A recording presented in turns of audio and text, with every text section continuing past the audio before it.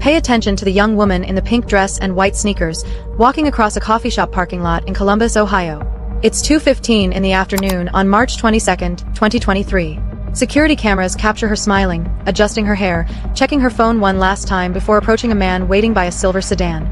She's dressed up for a first date, meeting someone she's been talking to for 3 weeks on a dating app.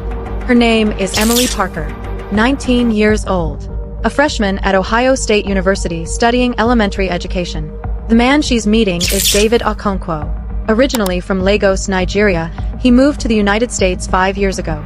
Emily has less than 2 hours left to live.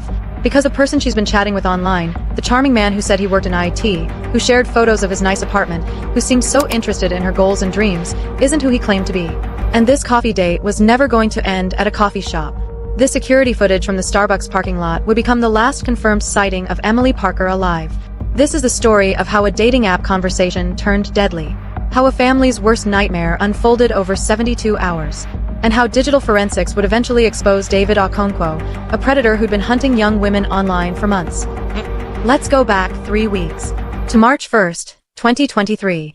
Emily Parker was in her dorm room at Ohio State University, scrolling through a dating app called Connect Me. It was a Wednesday night. She'd just finished studying for a biology exam. Her roommate, Rachel Martinez, was out at dinner.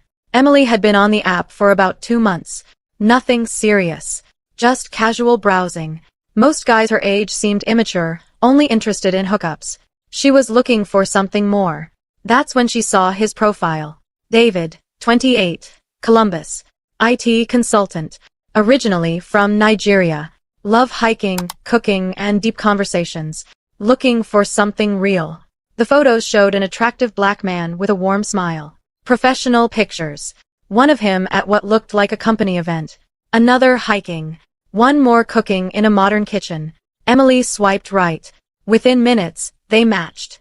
And within an hour, they were talking. David's first message was thoughtful. Not the typical hey or crude pickup line Emily usually received. I saw you're studying elementary education. That's amazing. My aunt was a teacher in Lagos. She changed so many lives. What made you choose that path? Emily smiled. Finally, someone who asked real questions. She typed back, telling him about how she'd always loved working with kids, how she volunteered at a local elementary school during high school, how she wanted to make a difference. David responded quickly. He seemed genuinely interested.